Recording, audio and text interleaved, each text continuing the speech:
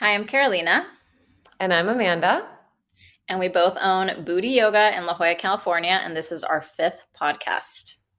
And today we're sitting down with two of our friends, Leida and Jessica, who also own boutique fitness studios in downtown La Jolla.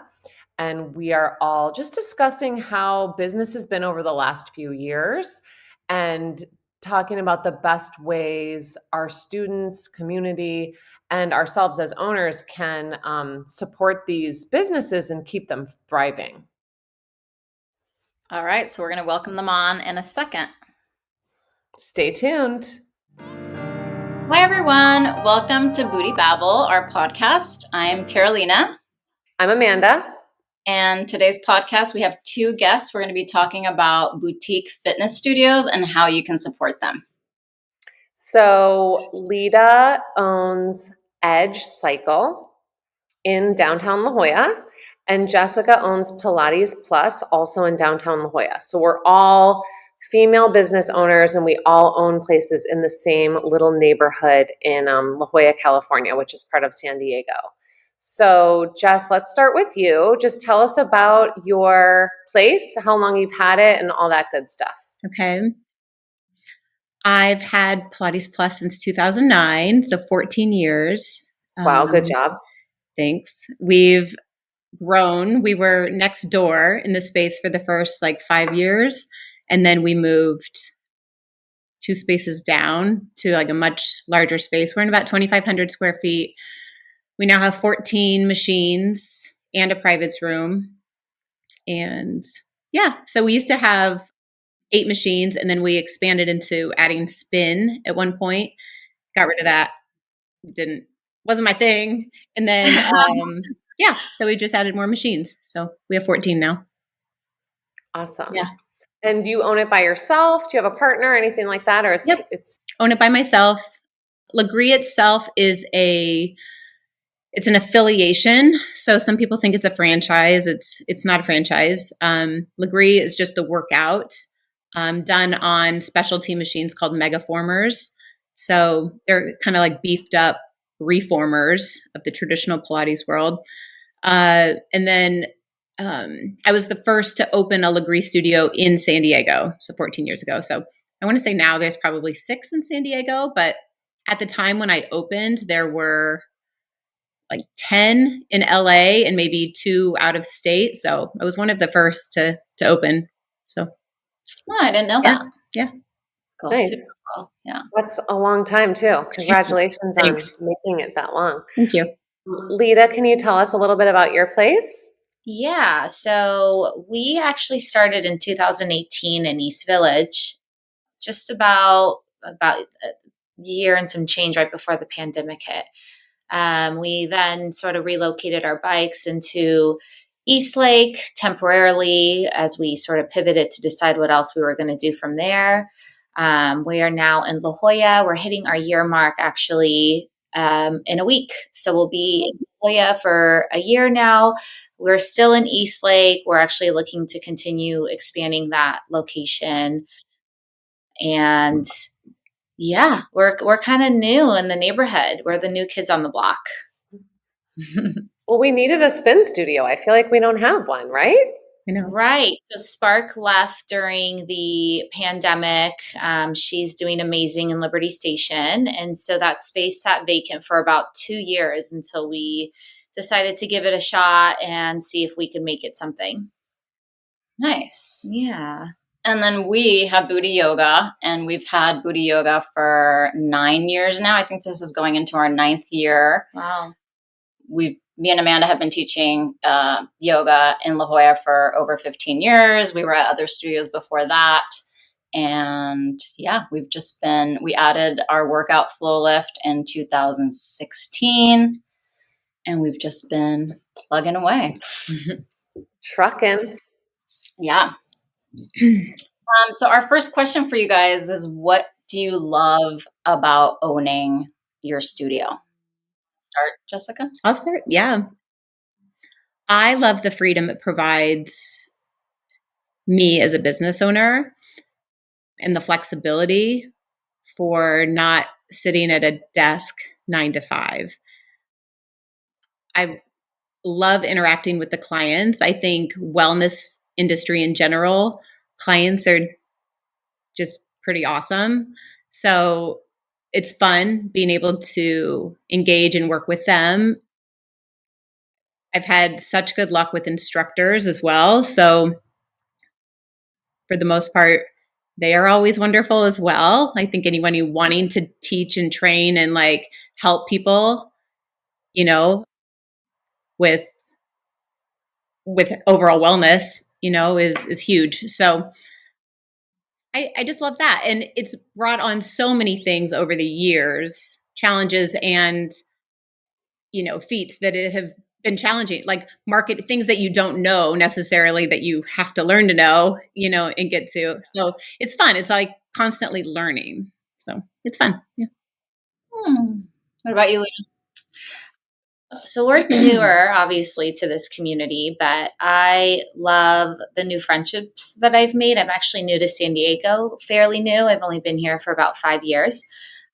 I've made a lot of friends, like Jess mentioned, just through the instructors are all amazing. And I think they're all inspiring and very talented. I love the fact that we have been able to bring a spin studio to La Jolla.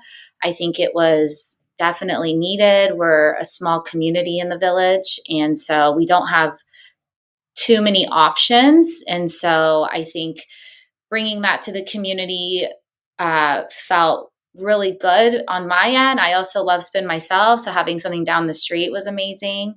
But yeah, I love the freedom, the flexibility, and mostly the creativity. I think with any fitness studio, sometimes more specifically even spin, you can really do some fun things and think outside the box. And that's been a really fun part for me, as well as just all the outreach and partnerships with other local studios. And it's just been really fun. It's been really inspiring watching other studios as well and learning from them. Nice. What about you, Amanda? I definitely agree on the freedom part. Like, I do love owning my own business. I am very happy I have a partner. That makes it a lot easier and more fun just to have like a creative partner. I feel like of course we've got to run the business part together, but I feel like most of what Carolina and I do together when we're working together is like the creative part and just coming up with just new ways to keep on going. Of course, I love teaching, and I love that we can kind of teach on our own terms, like, for example, play whatever music we want in our flow lift classes. Just having that freedom. And I do love being a part of a community, like contributing to the landscape of La Jolla, like making it just a little bit more fun and having a spot where all these people can come and work out together. Like, I'm kind of done going out at night, so this is my social life pretty much. So yeah, I love it. And I'm really thankful that we get to do this. What about you, boss? I think for me, the most important thing is like having a place to go, because we made it our own, and I love how it looks in there. I love that there's no mirrors, and I love our little patio with the plants, and I love the people that come in. And like Leida said, I've made so many friendships at Buddhi Yoga. Like almost every single one of my friends has come from classes. Like they come to the studio and, we become friends and we hang out and stuff. So that's definitely my favorite. And having that outlet of going somewhere to like get my workout and get my stretch on, like it's just everything. So that's definitely my favorite thing about it. Now we get to talk about the challenges. Like, what don't we not necessarily like, but what's like the hardest part about the job? Who wants to go first? Like your biggest challenge, I guess. I can start. I'm the newest. Yeah. For us so far, the biggest challenge has been spreading the word and filling the seats to, the standard that we think it should be per class. I think the village is a very, very small community, and your population is already tiny. And then, sometimes with spin, it's a little bit more women only that like to do it, or men think it's weird to go to a spin class. And so it kind of cuts us even further down in half. And then, ClassPass has been a bit challenging for us because we noticed that, in La Jolla versus our Eastlake location, ClassPass is extremely heavy in La Jolla versus Eastlake. We have, I would say, 95% community writers that are our community. They are purchasing memberships through us, writing through us. And so I think our biggest struggle has been that battle between really just forming our own community within our own studio and not really leaning on ClassPass so much. True. Yeah. I would say the biggest challenge, I would say the biggest challenge and struggle is just reaching out and getting the word out of what the workout is to new people. We have a lot of word of mouth, and that's basically, I don't do tons of marketing for that matter, but I think trying to make sure you stay on top of what's new and what's next, because I feel very lucky with our trainers, and we just did another training. I don't have a lot of turnover necessarily with my staff. I wouldn't say that is a huge struggle, but I think I think staff in general is always one of those like turning points of like, people asking for time off or like there's always something that kind of comes up, but I wouldn't say, I don't know, actually. Honest to gosh, it's like things have kind of been like running themselves. I don't know. I think the biggest challenge for me is just the continuing of learning and, like what to do next or where to go or, so like staying inspired and creative. Inspired in a creative way that is going to be the best, revenue generator for you or whatever you're trying to reach, client building or I don't know, like, and we can get into this, but like the different social media avenues and like TikTok. I don't have a TikTok account. I don't ever want one, but like, does the studio need one, going down that avenue? But then you read things that like TikTok's leaving, I don't know. So, there's different people only want to see videos now, they're done with photos. Like, so I don't know. It's interesting. It's always like, you're just learning. So, yeah. I think marketing is a challenge because you can't like see exactly how well it's working. Yeah. And I think that is one of our challenges is we're hidden, like we're up these stairs. We have no signage. And after 9 years, I'll still have someone be like, oh my God, I've never heard of that. And I'm like, yeah, really? Yeah, I know. It's the center of my life. So I'm always surprised when it's not the center of everyone's life. No, I'm just kidding. But, I feel like we know so many people. Yeah. But of course, there's always like different ways to get the word out and like what is the best way. And, Agreed. To just be in the community as much as possible. I think works, but then, I feel like you kind of got to do the social media as well, just to hit the different age groups. Totally. Yeah.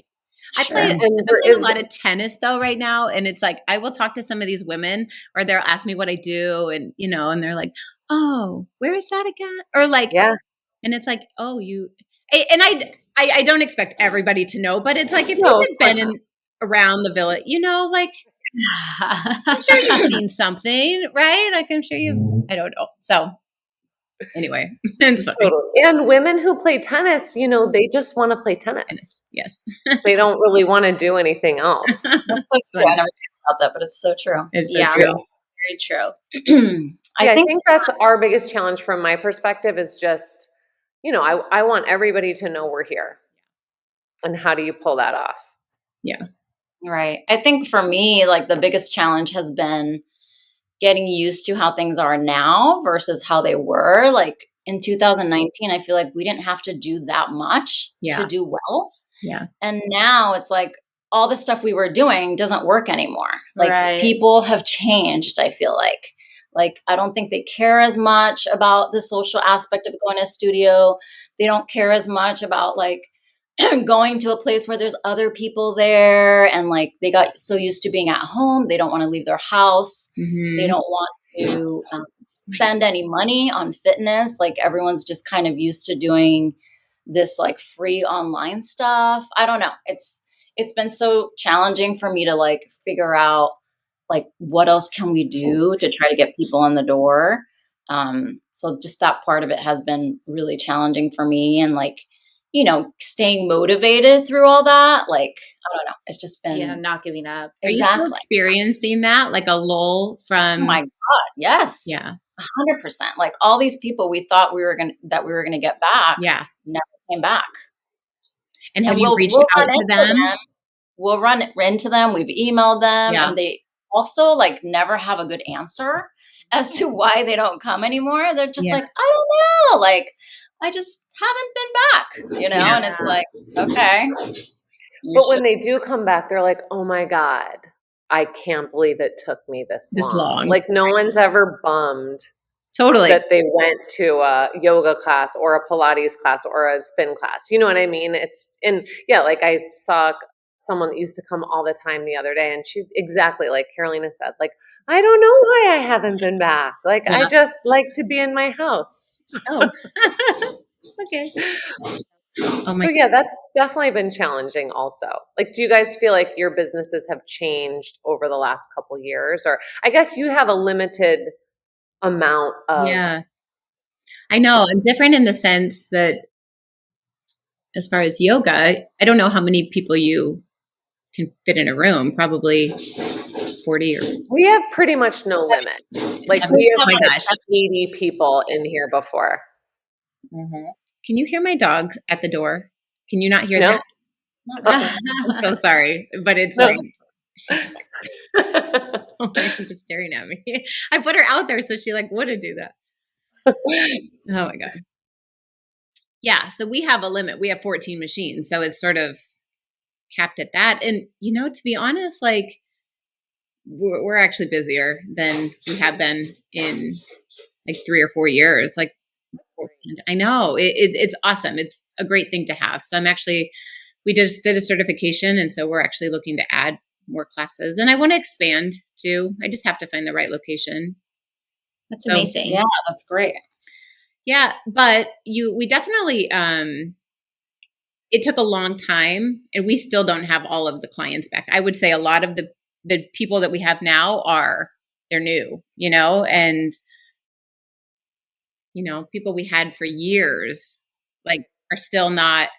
Some of them have come back. You know, they're just the select few, you know, and some aren't. And so, I mean, that's kind of been a cool part is the vibe has changed a little bit here. Whereas I feel like people are more appreciative and more patient and I don't know. And yeah, like some people have not come back, but we have new people that have, I don't know, added a lot. Yeah. That's been like kind of a positive. Yeah. I think that I'd like to piggyback off that because it's huge. We do have, I talked to a client the other day and I'll never forget, her mom was paying for her classes and I saw her yesterday and she's like, it's been almost a year since I started coming. Like, so you know, and it was like, oh my gosh. And she's like, I've seen it for years. One of those, like local, La Jolla, in her 40s, like, you know, and she's like, I've seen it for years. I just needed to do it. And she was a new face, like totally. And had pandemic not happened, I don't know. So she was like, I gained 30 pounds over pandemic. I like just get moving. So, right. That's true too. Yeah. So. People need to come back for all those reasons. I know. Mental. How do you guys feel about ClassPass overall? Like when it comes to your business? Leida, you can start.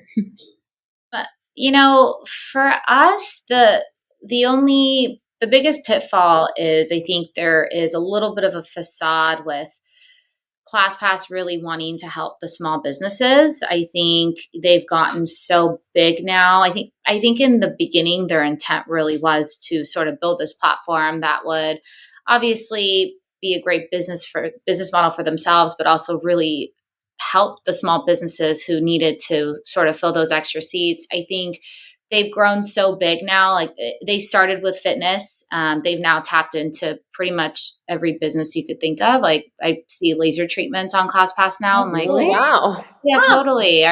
They're on, if you go on ClassPass now, you can pretty much use your credits for, I mean, you name it. I know that. Yeah. It's no longer just fitness. And so I think they've grown so big that now, you've really lost a lot of the control of what you're able to do within your studio. They don't allow you to choose what you want to charge. Right. And they're so shady about it too. They don't ever give an answer. They don't give you an answer. They won't tell you. It's a constant battle back and forth with trying to get them to raise your credits or whatever that might look like. For us, we were in this constant debate, like every other spin studio is at least 7 or 8 credits, and every other studio in the village is above 7 or 8 credits, and you won't raise us from 5. Like, right. We don't want to be 5 credits. Yeah. I want to use your platform, but it's my studio. I should be able to choose what it costs to come. Like, it shouldn't be your choice. It would be like Grubhub telling a restaurant they're only allowed to charge 50 cents for eggs, like a scrambled egg. That's not how it works. Right. The restaurant picks what they want to charge, and the app charges a fee from that. So I think the fact that we have no control over what we want to do within our own studio on ClassPass, to me, is the most frustrating part. I think if we had that ability, I'd be more excited to use it, because at that point we can sort of set it to what we want and really use it to fill those extra seats. But when you are taking that away, I think it just sort of, it's discouraging to want to use that platform. Yeah. Yeah, I think definitely you're right. They do not have our best interests in mind. That's for sure. And I think for us, like, we had people that used to be members come back after COVID and start using ClassPass. And if you're on ClassPass and you're using it, you're probably not thinking about like how it's affecting the studio. They're just like, oh, this is so fun. I have all these different options. But I just think the best practices as a ClassPass user, it's a great way to find new places. And I'm thankful for that, because a lot of people have found us that maybe wouldn't have. But if you're going to go somewhere consistently, buy a membership or buy a package of classes through the business, or else the business is going to disappear. Like, if you want a place to be there, you've got to support it directly. But I think it's a cool way to find new places. And I'm glad that we've really changed how we used it. We used to just have a like, whatever, you could come to any class. We had all these spots open, and now we only have a few spots open a week, and that's made a big difference. Okay. You're still using it? Do you still use it? Just very minimally. Yeah. Because that's what I was thinking, Jess. I just remember hearing a report, and it was like 20% of people who use ClassPass will end up purchasing a class package of some sort to a studio. So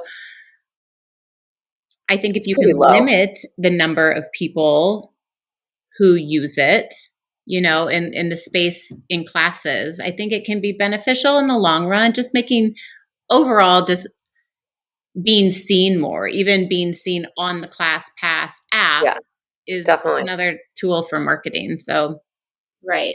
And don't you guys, I know yoga's different, but Leida, for spin, like being able to control the price. I know you can't control the credits, they're called.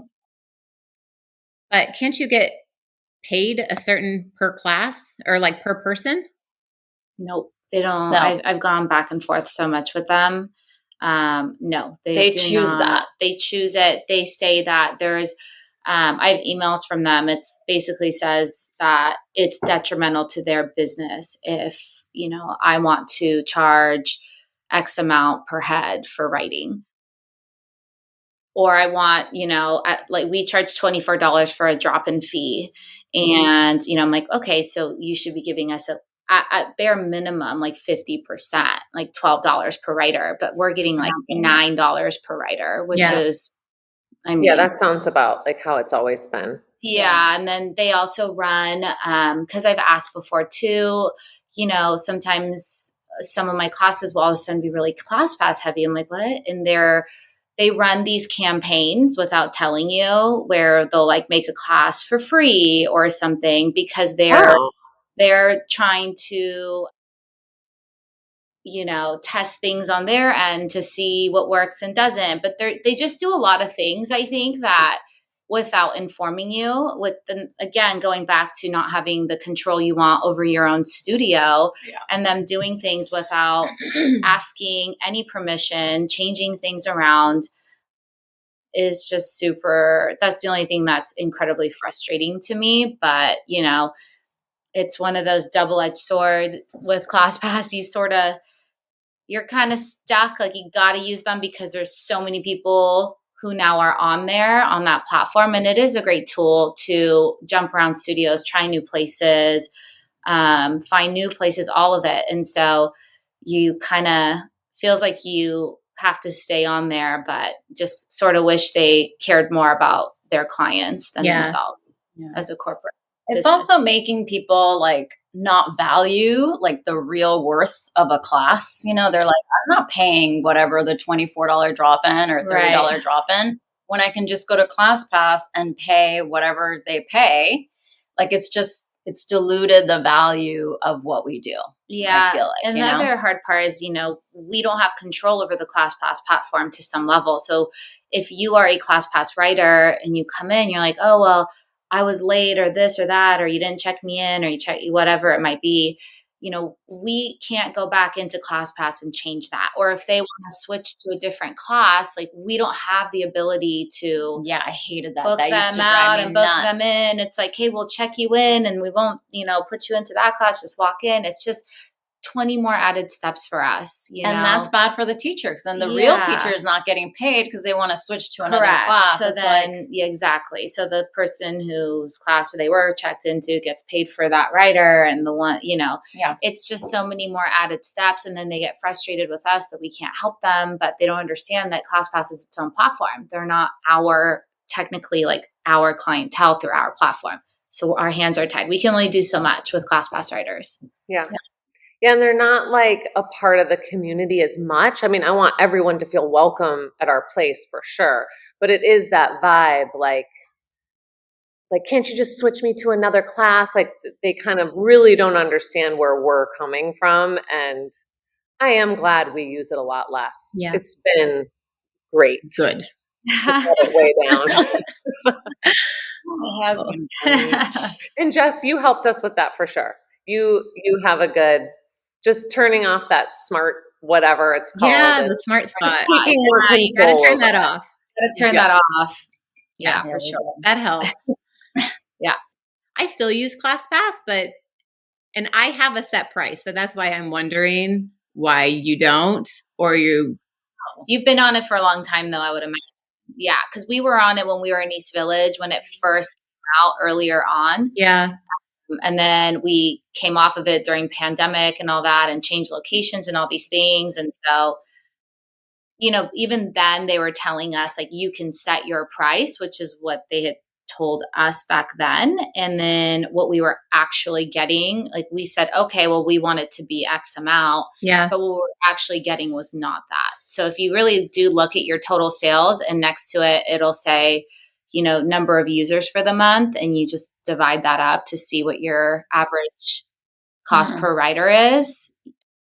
It's usually pretty low, but it's a way of marketing. And to Jess's point, and all your points, is getting new faces through the door. So we're grateful for that. And we have a lot of people who regularly come to us through that app. And so, for us, there is a sense of community still forming through there. At some point, we're still in our first year, and the goal is at some point to lower the usage and hope that some of those ClassPass members become Edge members for sure, for us too. And couldn't you reach out to the specific class pass writers and offer them, do, Yeah, we do that. We do We've that. done that very successfully. yeah. Mhm. They make it really easy to like download the people. Yeah. Yeah, for sure. But I think just as customers, if you love a place, buy directly from them. Yeah, and I guess that goes into our next question. It's kind of three parts. Like, what do you guys think would be the best way for students to support you, teachers to support you, and then just the general La Jolla community? Like, what do you guys think works? What do you wish you would see more of? That sort of thing. I think it's really great when you have instructors and clients on social platforms and they tag and then we repost and people, it's just a little bit more visibility. We have a handful of clients who do that. And I get not everybody wants to take pictures when they work out and, all of that as well. But I think that's helpful, at least, and especially instructors as well. Hey, I'm going to be teaching Tuesdays. I wish our teachers did that too. But I also could be better about leading. Right, me too. So, I don't know. Yeah, I would piggyback off that. I think it's really interesting. Like, East Village and East Lake, when we're in East Lake now, but even when we had East Village, I mean, people would repost. We had this one wall with a graphic on it, and people would take a picture in front of that thing all the time. And we do have sort of photo up walls in both our new locations, and I do notice it's been way harder to get people to take pictures in La Jolla. I know. People kind of it's different. Like East Lake, people come, then they want to hang out and they chat with the other people that are in the class and the instructors, where in La Jolla, people come in, they're like they take in and the out. class, sit down, and they're out. I mean, it's so quick. Like it's been harder to form that sense of community in La Jolla. Yeah, I think we've tried. I mean, we've tapped into all the creative ideas that we have had, including partnerships, putting out coolers after class, bringing in vendors after class, like so many different things. And people just seem to be, I don't know, busier maybe. Like it's just sort of take the class and off to the next thing. Yeah, it's So finding just that sweet spot of what clients actually really want, or what is it that they want from Edge that is going to make them, want to come back or, want them like feeling a part of that community? I don't know. It's finding that sweet spot. We've tried it all too. Like even the big events that we have with like platters and like, all that stuff, people just like walk right by it and then go, no one really wants to hang out, which is bizarre to me. I would piggyback off that. I have done numerous events at night or like clients only or something, and I'll have 15 or 20 people show up, or when I expected maybe like 75 or 100. It's like people like, yeah, we're gonna come, or big anniversary or something. So I started moving the last like 5 or 6 years. I just started moving things during the day when classes are there, and it's like if you want to join or can join, then great. But I have stopped going like out of my way to do things when the studio was closed on a Friday night and ask people to come, or like it just doesn't. People just don't. It doesn't. It's hard to get people in our community out at night. But like the morning stuff, like I really love it when we do have like the food and like we'll have like a shopping event and we have a DJ. Like people do have so much fun. Like they don't stick around for that long after, but like the last one we had, what was the last thing we did? We did another DJ thing. I think it was for Valentine's Day, maybe. Yes. I mean, that was fun. Like everybody had so much fun. It was just like, this is why I do this. It was just like, I like teaching. I do it because I love teaching, but I mean, it was like a success just in the way of like all these mostly women. I hate to say women, but it is mostly women. I don't want to like make the men feel like they can't come. They're invited, but I like to see that nobody's, it's not like about drinking or being at like, I don't know, out at night, but it's like working out all together and having a good time. Yeah, I would like more and more and more of that. Yeah. And just, I think, as far as like community support, like what do you want your neighborhood to look like? Like, do you want a bunch of chains, or do you want your next door neighbor's, Pilates studio? Like, I think a community is richer when it's like everybody lives in the community that owns the business. So you have to shop there, you have to go there, like you have to support your neighbor's business. Like, I can't believe people go to Starbucks. Not to call out Starbucks, but like when we have so many cute coffee shops, like how could you do that? I don't know, just little things like that, I think I is think just an important reminder. they don't Yeah. think about it, and they just kind of go about their lives and stuff. But I think especially now and the way the economy is and all that stuff, like we really have to be more conscious about where we're spending our dollars. Yep. And if you want cute boutique studios to survive, you have to support them.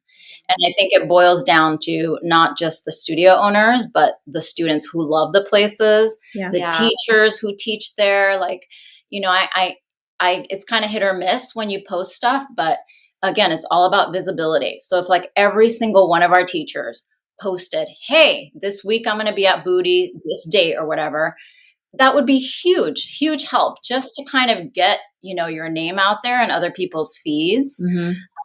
I know some people are better at it than others, and they don't have to like post their face or their bodies. It could just be like a picture of the studio or Yeah. a story or something. But Yeah. it just kind of blows my mind, because when I was just a teacher and not a studio owner, I would promote all the freaking time. Yeah. Like I was posting about every class I was teaching like Right. 3 times a week. And like no one does it, Yeah. and it just kind of, it's like sad and disappointing to me. And I wish that more teachers and students, the people who love us, would get our name out there or leave reviews. Like that's another Right. way you can Yeah, help. reviews would be good, actually. Yeah. Reviews are big. Mhm. Yelp. I don't know. Amanda just found like a next door thing where, it's that community where everybody in La Jolla kind of like posts stuff and Yeah. gets into fights and stuff. It's my newest form of Dog entertainment. walker and the workout place. So that would be nice. Yeah, I And agree. then- I agree. Reviews. I just started this like 4-week marketing course, and it got me really thinking about, like I had to go through my Google profile and, and all of the different places that I am online and just make sure everything was uniform. But it really makes you think. I hadn't visited my Google platform, for a long time. I just needed to refresh it. It was great. But I don't have that many reviews on Google. Whereas Right. some of the Us other neither. people in this course were like, oh, I have 150. Some had 2,000. I had 10. Like, Wow. after that, and some of them were from like 2011. Like, so I feel like I could probably try to push, or I don't know. Like, I'm not a sale. I don't know. I hate people to be like, leave us a review, please. Like, Right. I don't mind it. Like know. with a link. I can do that, and that's what I need to do. And it's almost like you need to have it on a QR code or, or something to just give it to Yeah. make it just easy something- for them. And if they have the time and want to do it, then great. Because a lot of people do like to share. And I think the way people have gotten me to do reviews for them is like they sent me a text with a link, Right. and then I just click it right from my phone, Yeah. and I'll do it real quick. But if I get an email, that shit's getting buried. Yeah. I'm never going That's back true. to it. Like it's just, that's the only way that it's worked for me, when people have personally asked me through a text message, be like, hey, when you have a quick second, fill this out. Yeah. And I'll do it.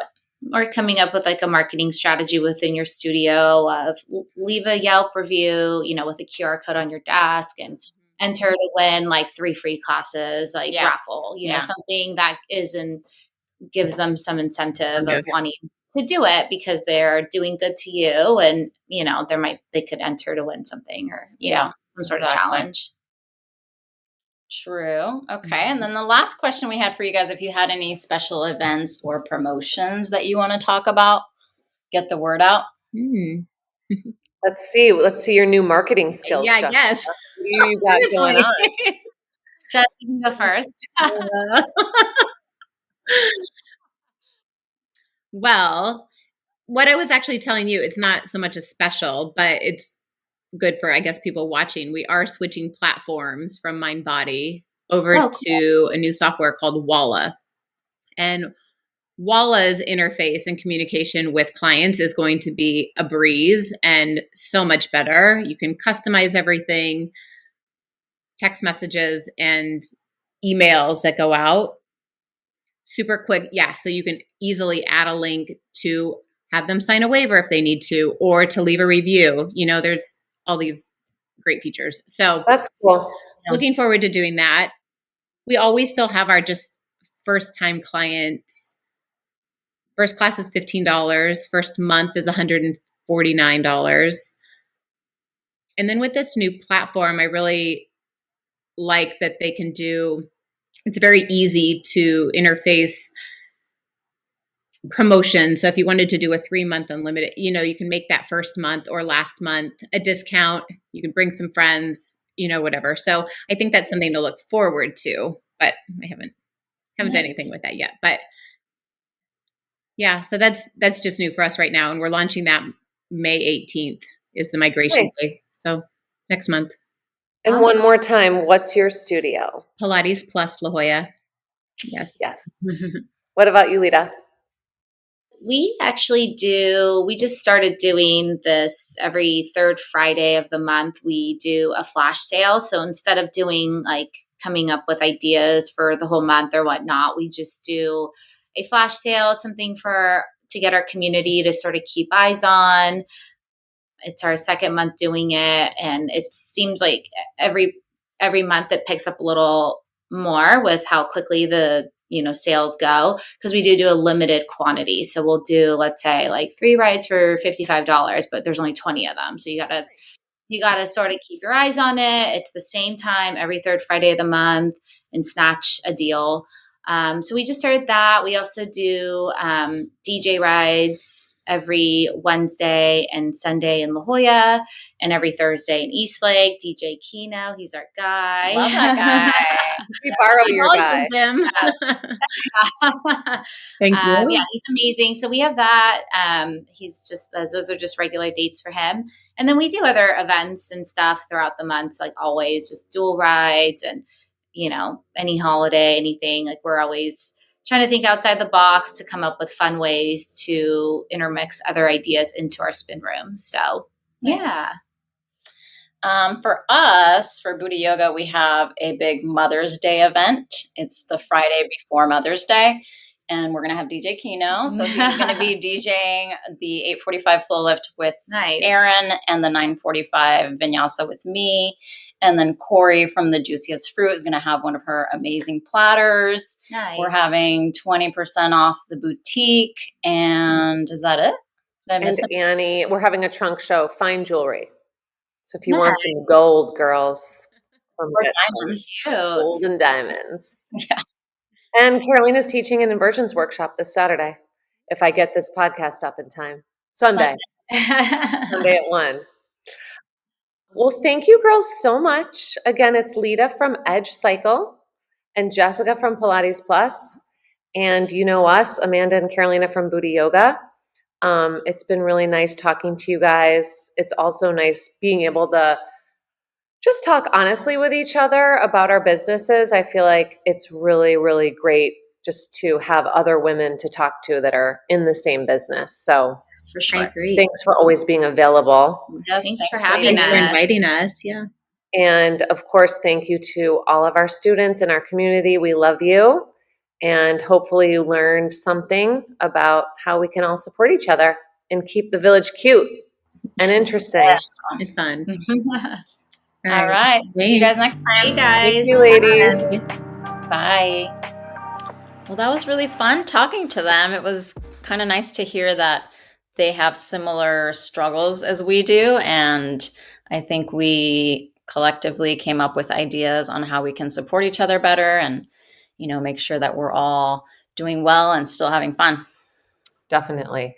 And if you're listening and you don't live in San Diego and you still want to do class with us, you can do it online.